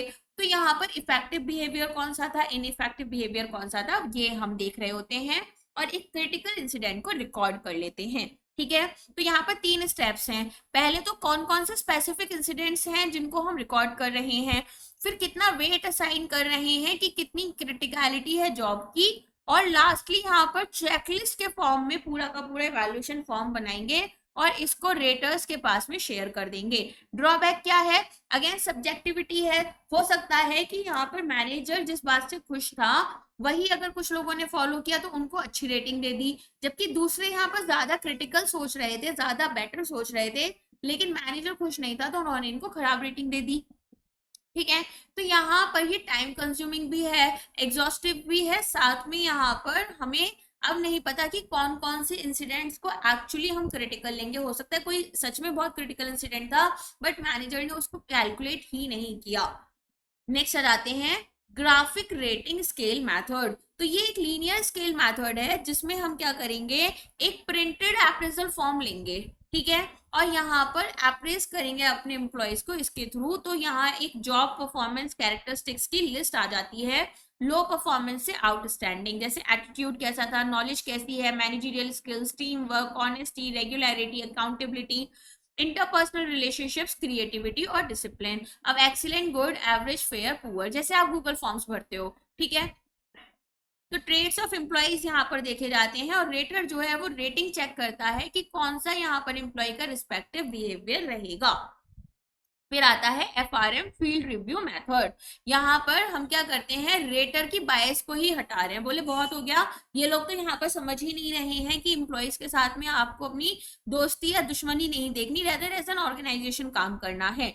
तो यहाँ पर जो रिव्यू प्रोसेस है रेटिंग्स का, वो हमारी एचआर टीम कंडक्ट करेगी और जो रेटिंग है एम्प्लॉयज की वो हम क्या करते हैं, सस्पेक्ट करें कि हायर साइड पर ही दी जा रही है। तो ऐसे में हमारे एचआर बोलेंगे नहीं नहीं ऐसा नहीं करना है, एक बार देख लेते हैं। तो टाइम कंज्यूमिंग मेथड है, सुपरवाइजर्स अप्रूव नहीं कर रहे हैं या फिर यहाँ पर इंटरफेरेंस स्टाफ का, तो हम यहाँ पर इस मेथड को जनरली यूज नहीं करते। सुपरवाइजर्स बोलेंगे कि अगर यहाँ पर इनकी परफॉर्मेंस ही इवेलुएट करने के लिए मुझे रोल नहीं दिया जा रहा तो ये मेरी बात मानेंगे क्यों। एक कॉन्फिडेंशियल रिपोर्ट प्रिपेयर की जाती है तो इमीडिएट सुपरवाइजर यहाँ पर क्या करते हैं, प्रमोशन और ट्रांसफर के लिए एक असेसमेंट तैयार करते हैं। स्ट्रक्चर्ड फॉर्मेट होता है जिसमें डेटा को कलेक्ट किया जाता है कि एम्प्लॉय की कैरेक्टरिस्टिक्स, उनका बिहेवियर जैसे इंटेलिजेंस, एटीट्यूड, डिसिप्लिन कैसा था। और मेथड जो है जनरली हम गवर्नमेंट ऑफिस में करते हैं, ठीक है। परफॉर्मेंस टेस्ट एंड ऑब्जर्वेशंस, तो यहाँ पर परफॉर्मेंस को हम कैप्चर करते हैं on the basis of test of knowledge and skills. अब ये टेस्ट यहाँ पर रिलायबल होना चाहिए, वैलिडेटेड होना चाहिए, रिटन या फिर प्रेजेंटेशन होनी चाहिए स्किल्स की, ठीक है। तो यहाँ पर हम क्या कर रहे हैं, यहाँ पर हम जैसे कोई पर्टिकुलर काम कर रहे हैं तो हमारे सुपरवाइजर ने एक टेस्ट तैयार करा और बोले अचानक से सरप्राइज टेस्ट जैसे स्कूल्स में मिलता है, ये टेस्ट आपको देखना है, इससे मुझे ये पता चलेगा कि आपको पर्टिकुलर सब्जेक्ट की कितनी नॉलेज है। अगर नहीं है तो फिर आपको थोड़ा बहुत पढ़ने के लिए या अलग अलग चीजें करने के लिए दे दी जाती हैं। तो डिफिकल्टी क्या है, cost of developing test and administrating, कि भाई यहाँ पर ऑनेस्टली दिया जा रहा है या नहीं दिया जा रहा ये टेस्ट। ये तो थे ट्रेडिशनल मेथड्स। अब आ जाते हैं हम मॉडर्न मेथड्स पर। तो बिहेवियरली एंकर्ड रेटिंग स्केल, ये काफी इंपॉर्टेंट मेथड है, एग्जाम्स में आ जाता है ये। तो इसको स्मिथ एंड कैंडल ने यहाँ पर डेवलप किया था। ये एक रिलेटिवली न्यू टेक्निक है जहां पर हम ग्राफिक रेटिंग स्केल को लेकर चलते हैं और क्रिटिकल इंसिडेंट मेथड को, ठीक है। तो प्री डिटर्मिन्ड क्रिटिकल एरियाज हैं जॉब परफॉर्मेंस के, ये सेट है यहाँ पर बिहेवियरल स्टेटमेंट्स का जिसमें हम इंपॉर्टेंट जॉब परफॉर्मेंस क्वालिटीज को गुड या बैड बताते हैं। तो ये स्टेटमेंट्स यहाँ पर डेवलप हो रही हैं क्रिटिकल इंसिडेंट्स से। अब एक एम्प्लॉय की एक्चुअल जॉब बिहेवियर जो है वो जज की जाती है अगेंस्ट द डिजायर्ड बिहेवियर, कि हम इनसे क्या एक्सपेक्ट कर रहे थे और उन्होंने कैसा काम किया। तो यहाँ पर हमें एक्सपर्ट नॉलेज की जरूरत होती है। एक बिहेवियरली एंकर्ड रेटिंग स्केल जो है वो एम्प्लॉय का अप्रेजल सिस्टम बन जाता है जहां पर रेट्स जो हैं वो सक्सेसफुली जॉब को परफॉर्म किया गया या अनसक्सेसफुली ये बताते हैं। और यहाँ पर हम क्रिटिकल जॉब फैक्टर्स को साथ में लेकर चलते हैं। तो इन क्रिटिकल फैक्टर्स को हम कैटेगराइज करेंगे और अपॉइंट करेंगे एक न्यूमेरिकल वैल्यू जो कि बेसिस बनाएगा रेटिंग परफॉर्मेंस का। तो किस तरीके से डेवलप किया जाता है बार्स, तो 5 स्टेप्स यहाँ पर इन्वॉल्व हैं। सबसे पहले तो क्रिटिकल इंसिडेंट्स को जनरेट किया जा रहा है। यहाँ पर बिहेवियर्स जो हैं कि भाई इफेक्टिव परफॉर्मेंस हो हमारी जॉब ड्यूटीज की, उनको ही हम क्रिटिकल इंसिडेंट्स मानते हैं। और इसको जॉब होल्डर्स या सुपरवाइजर्स आइडेंटिफाई कर रहे हैं कि भाई इस पर्टिकुलर काम में कौन कौन से इंसिडेंट्स हैं जिनको हम क्रिटिकल बोल सकते हैं, इंपॉर्टेंट बोल सकते हैं। फिर यहाँ पर परफॉर्मेंस इंसिडेंट्स को डेवलप किया जा रहा है। तो क्रिटिकल इंसिडेंट्स को हम क्लस्टर करते हैं सेट ऑफ परफॉर्मेंस डायमेंशन में और हर एक डायमेंशन को डिफाइन करेंगे, रीलोकेट करेंगे, यहाँ रीअलोकेट करेंगे इंसिडेंट्स को। तो कुछ क्रिटिकल इंसिडेंट्स जो हैं वो रीअलोकेट किए जा रहे हैं by another set of people जो कि यहाँ पर जानते हैं कि किस बारे में यहाँ पर जो जॉब है वो किस तरह की है। ठीक है, तो हमने सबसे पहले क्या किया, हमने देखा कि कौन कौन से क्रिटिकल इंसिडेंट्स किसी भी जॉब का हिस्सा हो सकते हैं। फिर हमने यहाँ पर ये देखा कि क्या क्या परफॉर्मेंस इंसिडेंट्स रहेंगे, तो क्या क्या परफॉर्मेंस डायमेंशंस हैं जो हमें इवेलुएट करनी है। इसके बाद में हम यहाँ पर जो इंसिडेंट्स हैं, क्रिटिकल इंसिडेंट्स, इनमें से कुछ को रीअलोकेट करेंगे by another set of people जो कि यहाँ पर अभी इस जॉब को परफॉर्म करेंगे और जिनको हमें इवेलुएट करना है। अब अलग अलग क्रिटिकल इंसिडेंट्स जो हैं वो रिलोकेट किए जाते हैं टू द ओरिजिनल डायमेंशंस और डिफरेंट कैटेगरीज में हर एक क्लस्टर के साथ में बनाए जाते हैं। तो अगर यहाँ पर कोई भी पर्सन 50 से 80% की एग्रीमेंट दिखा रहा है with the cluster identified in second step, इसको ना एक एग्जाम्पल से समझते हैं। ठीक है, मान लो यहाँ पर एक कस्टमर एग्जीक्यूटिव है ना, कस्टमर केयर वाले जो लोग होते हैं, कस्टमर सपोर्ट। अब यहाँ पर इनका काम क्या है, कस्टमर को यहाँ पर प्रोडक्ट की इंफॉर्मेशन देना, अगर कोई क्वेरीज आती हैं तो उन्हें रिजॉल्व करना, राइट। तो यहाँ पर क्या हुआ, एक कस्टमर को कॉल आता है। अब वो जो कस्टमर को कॉल आता है, उन्होंने किसी प्रोडक्ट के बारे में पूछा, बट इन्होंने कोई गलत इंफॉर्मेशन दे दी। तो ये क्या बन जाता है, ये एक क्रिटिकल इंसिडेंट बन सकता है। या फिर यहाँ पर किसी कस्टमर को खुश नहीं थे वो प्रोडक्ट से, और इन्होंने, कस्टमर ने जब गुस्सा किया तो इन्होंने भी यहाँ पर काफी नेगेटिव रिस्पॉन्स दिया, इन्होंने भी उल्टा गुस्सा कर दिया और कस्टमर और ज्यादा गुस्सा हो गया। ठीक है, तो ये भी हमारे लिए क्रिटिकल इंसिडेंट बन गया। तो इस तरीके से हमने क्रिटिकल इंसिडेंट्स बना लिए। अब यहाँ पर हमारे एक सुपरवाइजर के लिए ये सारी चीजें कम्युनिकेशन स्किल्स का हिस्सा हो सकती हैं, और दूसरे उसके लिए यहाँ पर ये लैक ऑफ नॉलेज हो सकती है सुपरवाइजर के लिए। तो हम अपनी क्रिटिकल इंसिडेंट्स को यहाँ पर रीअलोकेट कर सकते हैं, मतलब एक सुपरवाइजर इसे कम्युनिकेशन स्किल्स में डाल सकता है और दूसरा इसको यहाँ पर हमारे लैक ऑफ नॉलेज में डाल सकता है। अब यहाँ पर स्केलिंग इंसिडेंट्स में हम क्या करते हैं, डिटरमिन कर रहे हैं कि जो हमारा बिहेवियर था हर एक इंसिडेंट से रिलेटेड वो कितना इफेक्टिव था, और इसे हम एक 7 से 9 का पॉइंटर स्केल लेकर चलते हैं। अभी दिखाऊंगी ये स्केल आपको। तो एवरेज इफेक्टिवनेस रेटिंग जो है वो डिसाइड करेगी कि हम यहाँ पर फाइनल स्केल्स में कौन कौन से इंसिडेंट्स को अपने साथ लेकर चलेंगे, और फिर सबसेट यहाँ पर इंसिडेंट्स का जो है वो यूज किया जाएगा as behaviour anchor for final performance. ठीक है, तो बिहेवियरली एंकर्ड रेटिंग स्केल की बात कर लेते हैं। ये हमारा extremely good, good, above average, average, below average, poor, extremely poor, 4 हो सकते हैं। अब बिहेवियर कैसा होगा, पुअर में हम यहाँ पर सोच रहे हैं कि बहुत ज्यादा कॉफी ब्रेक्स लिए जा रहे हैं, यहाँ पर केवल एक ही पार्ट कस्टमर को समझाया जाता है, यहाँ पर हम अनलोड कर रहे हैं ट्रक्स को, जब काम इनको बोला गया तभी काम हो रहा है बेसिकली। यहाँ पर ऐसा हो सकता है कि हम इसको मैनेज तो कर सकते हैं लेकिन हमें थोड़ा मुश्किल हो रहा है काम करना। ठीक है, काम करना चाहते हैं लेकिन मुश्किल आ रही है। अबव एवरेज है कि यहाँ पर हम कस्टमर्स से पूरे साल बात कर रहे हैं, उनकी प्रॉब्लम सॉल्व करने की कोशिश कर रहे हैं।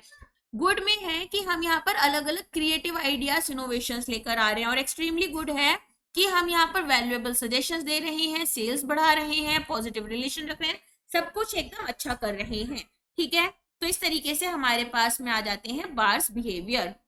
अब लिमिटेशन क्या है बार्स की, कि high promise for scale independence नहीं दे रहा, कि क्रिटिकल इंसिडेंट्स एक्चुअली हम यही वाले लेकर चले, है ना। नेक्स्ट आ जाते हैं MBO, मैनेजमेंट बाय ऑब्जेक्टिव्स। तो यहाँ पर अब हमें काफी सारे प्रॉब्लम्स आ रहे थे, तो पीटर एफ ड्रुकर ने इंट्रोड्यूस किया MBO कॉन्सेप्ट। ये एज इट इज आपको डिस्क्रिप्टिव में भी आ जाता है। तो मैनेजमेंट बाय ऑब्जेक्टिव्स में हमें सिग्निफिकेंट टारगेट्स जो हैं वो स्पेसिफाई किए गए, और टाइम टू टाइम हमने एनालाइज किया कि कैसा काम चल रहा है। तो हम यहाँ पर प्रोमिनेंस दे रहे हैं कि कोलैबोरेशन हो रहा है और जॉइंट डिसीजन यहाँ पर लिया जा रहा है सक्सेस का एनुअल परफॉर्मेंस अप्रेजल, इंटरव्यूज और टारगेट्स में। तो हम क्या करेंगे, मैनेजमेंट बाय ऑब्जेक्टिव्स में कुछ स्टेजेस लेकर चलेंगे। सबसे पहले तो हमें ऑब्जेक्टिव्स ही सेट करने हैं, टारगेट सेट करने हैं, फिर परफॉर्मेंस को रिव्यू करना है और फिर फीडबैक प्रोवाइड करना है। मल्टी सोर्स असेसमेंट, यहाँ पर हम फीडबैक कलेक्ट कर रहे हैं अलग अलग शेयर होल्डर से इंडिविजुअली या फिर एक ग्रुप से, कि भाई यहाँ पर उनको क्या लगता है परफॉर्मेंस के हिसाब से। फिर मेन ऑब्जेक्टिव क्या है कि परफॉर्मेंस रिपोर्ट हर एक एम्प्लॉय को दी जाए कंपनी की, और कंपनी के जो एम्प्लॉय हैं इनको हम ये समझाएं कि किस तरह की एफिशिएंसी लेवल इन्हें कंपनी में मैनेज करनी है, मेंटेन करनी है, और यहाँ पर ये मेनली हमारा टॉप लेवल एम्प्लॉयज के लिए, क्योंकि शेयर होल्डर अब हर एक को तो नहीं जानते ना, केवल टॉप लेवल एम्प्लॉयज को ही जानते हैं। तो ये मल्टी लेवल सोर्स असेसमेंट के लिए होता है, ठीक है, जहां पर हमारे पास supervisor, team member, peer, self और कस्टमर्स हैं, और हर कोई अपना अपना फीडबैक दे रहा है। फिर आता है कॉर्पोरल अप्रेजल। तो यहाँ पर हम क्या करते हैं, पर्सोनल का फ्यूचर कैपेबिलिटीज देख रहे हैं कि भाई कंपनी जो है वो यहाँ पर ये देखेगी ये particular person in future company को कैसे हेल्प कर सकते हैं। तो इसके लिए हमने कुछ साइकोलॉजिस्ट को अपॉइंट करा जो कि फ्यूचर कैपेबिलिटीज अपने एम्प्लॉयज की देखेंगे। इनके ऊपर साइकोलॉजिकल टेस्ट यहाँ पर कंडक्ट कराए जाएंगे, जिसमें कि इनकी reasoning ability, academic ability, emotional strength, forecasting ability देखी जाती है। फिर आता है 360 डिग्री अप्रेजल, मतलब हम सारी ही एस्पेक्ट्स को कवर करते हुए चल रहे हैं। तो यहाँ पर 1940s में इसको यूज किया गया था। तो मल्टीपल पॉइंट्स जो हैं एक कंपास पर, उसके थ्रू इसको एनालॉग किया गया है कि मतलब जैसे एक कंपास से हम मल्टीपल पॉइंट्स को कवर करते हुए चल रहे हैं, 360 डिग्री अप्रेजल भी सारी की एस्पेक्ट्स को कवर करते हुए चलेगा। तो यहाँ पर हर एक एम्प्लॉय को अपॉर्चुनिटी दी जा रही है कि वो परफॉर्मेंस फीडबैक रिसीव करें अपने सुपरवाइजर से, पेयर्स से, स्टाफ मेंबर से, को वर्कर से और कस्टमर से। तो यहाँ पर हम क्या करेंगे, जो हमारी ट्रेनिंग है, ठीक है, और डेवलपमेंट नीड्स हैं, उनको हम जज कर रहे हैं रेदर देन की प्रमोशन या फिर पे इंक्रीज करेंगे। हमें लगता है यहाँ पर परफॉर्मेंस में थोड़ा इंप्रूवमेंट हो सकता था, तो हमने अकॉर्डिंगली ट्रेनिंग और डेवलपमेंट इनकी करवा दी। तो फीडबैक सिस्टम में क्या होता है, एम्प्लॉय को अप्रेज किया जा रहा है उनके बिहेवियर, स्किल और एबिलिटीज देखकर, और वो भी हमारे सभी स्टेक होल्डर्स, जैसे कि कंपनी के यहाँ पर हमारे हो सकते हैं मैनेजर्स, सुपरवाइजर्स, कस्टमर्स, इसके अलावा हमारे खुद के कलीग्स हो सकते हैं और हम खुद भी। तो ये मेथड में हमें बहुत ज्यादा सब्जेक्टिविटी देखने के लिए मिलती है, क्योंकि इंपॉर्टेंट डिसीजन सोली जो है वो कंसोलिडेटेड फीडबैक पर आ रहा है। अब साइकोलॉजिकल अप्रेजल देख रहे हैं, तो एम्प्लॉय का जो फ्यूचर परफॉर्मेंस है वो यहाँ पर हम देख रहे हैं रेदर देन की पास्ट में क्या किया। तो psychological test, in depth interviews, discussion supervisors के साथ में, रिव्यू हमारी हो रही है अदर इवेल्युएशंस की। तो हम एम्प्लॉय की इमोशनल, मोटिवेशनल, इंटेलेक्चुअल और अदर पर्सनल कैरेक्टरिस्टिक्स पर फोकस कर रहे हैं। अब आ जाते हैं क्या क्या बायसेस इन्वॉल्व हैं परफॉर्मेंस अप्रेजल में। तो मैनेजर्स मिस्टेक्स कमिट करते हैं जब वो इवेलुएट करते हैं एम्प्लॉयज को और उनकी परफॉर्मेंसेस को। अब बायसेस और जजमेंट एरर्स जो हैं वो यहाँ पर परफॉर्मेंस अप्रेजल को खराब कर देते हैं। बायसेस क्या है, इनएक्यूरेट डिस्टॉर्शन हो रहा है मेजरमेंट का, जैसे प्राइमेसी इफेक्ट हो गया कि हमारा फर्स्ट इंप्रेशन कैसा था किसी पर्टिकुलर पर्सन पर। तो यहाँ पर कुछ पर्टिकुलर ट्रेड्स के बेसिस पर हमने क्या किया, यहाँ पर जो असेसर है, असेसर कौन है, जो हमें इवेलुएट कर रहा है, इवेलुएटर, असेसी जिसे इवेलुएट किया जा रहा है। तो यहाँ पर असेसर प्रॉपरली चीजों को नहीं देख रहा, फर्स्ट इंप्रेशन में ही यहाँ पर जजमेंट पास कर देता है। हेलो इफेक्ट, तो एम्प्लॉय की जो परफॉर्मेंस अप्रेजल है वो यहाँ पर इस बात पर डिपेंड करेगी कि कितनी पॉजिटिव क्वालिटी या फिर ट्रेट का परसेप्शन उनके बारे में क्रिएटेड है किसी पर्टिकुलर एरिया में। तो यहाँ पर इनको अच्छी रेटिंग मिलेगी उस एरिया के हिसाब से। जैसे ये यहाँ पर सबसे अच्छे से बात करते हैं, ठीक है, किसी को किसी काम के लिए मना नहीं करते, चाहे काम करें या नहीं करें, तो सबके बीच में बहुत अच्छा परसेप्शन है, तो अकॉर्डिंगली अच्छी रेटिंग चली गई। अब काम नहीं किया तो भी।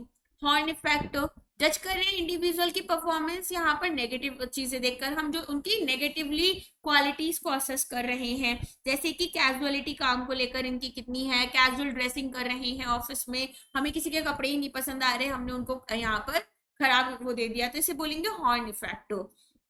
एक्सेसिव स्टिफनेस या फिर लीनियंस, तो यहाँ पर जो असेसी है उनका यहाँ पर उनको रेट किया जाएगा किस अकॉर्डिंग, असेसर का मूड, वैल्यू, स्टैंडर्ड्स और फिजिकल मेकअप कैसा है। किसी के घर में लड़ाई हो गई, उन्होंने अपने एम्प्लॉयज को ही खराब रेटिंग दे दी। सेंट्रल टेंडेंसी, तो यहाँ पर जो रेट कर रहे हैं लोगों को, उनका यहाँ पर एटीट्यूड कैसा है, ना तो बहुत हाई है ना ही बहुत लो है, लेकिन एवरेज परफॉर्मर्स हैं वो लोग। पर्सनल बाइसेस, अब rating individual on the basis of supervisors perception जो है, अब इसमें क्या होगा, उनकी पर्सनल बाइसेस आ सकती हैं, जैसे सोशल या family background, information from other colleagues, own thinking हो सकता है किसी ने फालतू में भड़का दिया हो, है ना। स्पिल ओवर इफेक्ट, तो पास्ट को हम एक मेजर लेकर चल रहे हैं प्रेजेंट रेटिंग परफॉर्मेंस का। किसी का एक साल तक परफॉर्मेंस अच्छा नहीं था लास्ट ईयर, लेकिन इस साल अच्छा था, बट इनका लास्ट ईयर अच्छा परफॉर्मेंस नहीं था, तो हम यही मानकर चल रहे हैं कि अभी भी ऐसा ही होगा। रिसेंसी इफेक्ट, तो एम्प्लॉयज को मोस्ट रिसेंट बिहेवियर पर देख रहे हैं। अब इन्होंने पूरे साल अच्छा काम नहीं किया, और ऑर्गेनाइजेशंस में ऐसे ही होता है। अगर आप कभी लाइफ में कॉर्पोरेट में जॉब करने जाओ तो पहले साल याद रखना, जब आपका अप्रेजल मंथ आएगा तो सब यहाँ पर बहुत मीठे हो जाएंगे, सब लोग अपना बेस्ट करेंगे, और यहाँ पर ऑर्गेनाइजेशंस इनके रिसेंट बिहेवियर के अकॉर्डिंग इनको बहुत बार अच्छा अप्रेजल दे देती हैं, जबकि पूरे साल इन्होंने कुछ नहीं किया होगा। पोटेंशियल अप्रेजल, तो स्किल्स और हिडन टैलेंट्स को यहाँ पर आइडेंटिफाई किया जा रहा है किसी भी इंडिविजुअल के। तो फ्यूचर ओरिएंटेड अप्रेजल जो है उसको हम यूज करके पोटेंशियल देख रहे हैं एक इंडिविजुअल का, और अज्यूम करेंगे कि भाई यहाँ पर इनको हायर रिस्पॉन्सिबिलिटीज और पोजीशन देनी चाहिए ऑर्गेनाइजेशन में। तो एम्प्लॉयज यहाँ पर अवेयर होते हैं कि क्या उनके फ्यूचर प्रोस्पेक्ट्स हैं, अकॉर्डिंगली एक सक्सेशन प्लानिंग ड्राफ्ट करते हैं। ट्रेनिंग और डेवलपमेंट और रिक्रूटमेंट इनका वैसे ही होगा। एम्प्लॉयज को यहाँ पर एडवांसमेंट दे दिया जाता है करियर अपॉर्चुनिटीज में, और एक कॉम्पिटिटिव एनवायरमेंट क्रिएट किया जाता है। फीचर्स क्या है पोटेंशियल अप्रेजल के, तो हम यहाँ पर एम्प्लॉयज की स्ट्रेंथ और वीकनेस को आइडेंटिफाई करते हैं। यहाँ पर पोटेंशियल अप्रेजल जो है वो फिक्स्ड नहीं है, फ्यूचर ओरिएंटेड प्रोसेस देखा जाता है, पार्ट ऑफ परफॉर्मेंस अप्रेजल, और यहाँ पर हम प्रमोशन गारंटी नहीं करते हैं। ठीक है, इसी के साथ में एचआरडी हमारा कंप्लीट हो जाता है। एचआरडी आरबीआई के सिलेबस का हिस्सा नहीं है, ये याद रखना। बाकी अभी तक प्लेलिस्ट में जितने चैप्टर्स मैंने इससे पहले प्रोवाइड किए हैं वो आरबीआई का भी हिस्सा है। अच्छा, अब यहाँ पर आपका पीएफआरडीए, आईएफएससीए और सेबी, इन 3 एग्जाम के लिए जो मैनेजमेंट का सिलेबस है वो मेरे एंड से यूट्यूब पर कंप्लीटली खत्म हो चुका है। अब कुछ लोगों का डाउट होगा कि मैम आपने सफिशिएंट पढ़ाया है, कुछ चीजें छोड़ तो नहीं दी हैं। मैंने कुछ नहीं छोड़ा है, लेकिन मॉक्स को मैं यहाँ पर रिप्लेस नहीं कर सकती हूँ। कॉन्सेप्ट पढ़ाना अलग होता है, क्वेश्चन सॉल्व करना अलग होता है। तो कोई अच्छी सी मॉक टेस्ट सीरीज खरीद कर क्वेश्चंस लगा लेना, चाहो तो आरपी एकेडमी के भी मॉक्स लगा सकते हो। ठीक है, इसके अलावा टेलीग्राम चैनल पर हमें फॉलो करना मत भूलना। आरपी एकेडमी से हम मिल जाएंगे, वरना डिस्क्रिप्शन बॉक्स में भी लिंक पड़ा हुआ है, और चैनल के अबाउट पेज पर भी आपको ये सारी चीजें मिल जाएंगी। आई होप लेक्चर्स आपको पसंद आए होंगे। एंड इसी के साथ में for PFRDA, IFSCA and SEBI students, commerce and accountancy, finance, costing, companies act, management, आपको पूरा पूरा फ्री मिल जाता है हमारे साथ में यूट्यूब पर। एंड आई होप आपको ये सारी सीरीज बहुत पसंद आई होंगी। चलिए अब मिलते हैं हमारे नए सब्जेक्ट्स और नए चीजों के साथ में। Thank you so much.